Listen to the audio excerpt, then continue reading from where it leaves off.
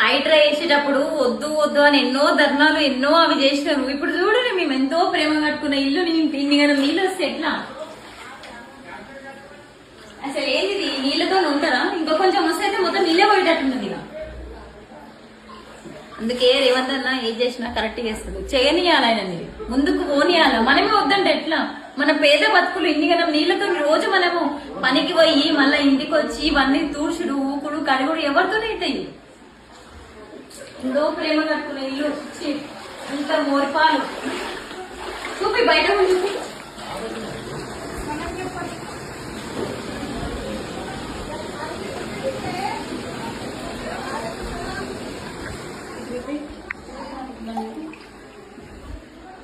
చూసిరు కదా ఎంత ఇవన్నీ నీళ్ళతోనే మేము ఎట్లా క్లీన్ చేసుకోవాలా, ఎట్లా వండుకోవాలా, ఎట్లా ఉండాలా ఇండ్లల్లా? మీరే చెప్పుర్రి, మీరే ఏం చేయాలో చెప్పుర్రి, కామెంట్లో చెప్పేసి.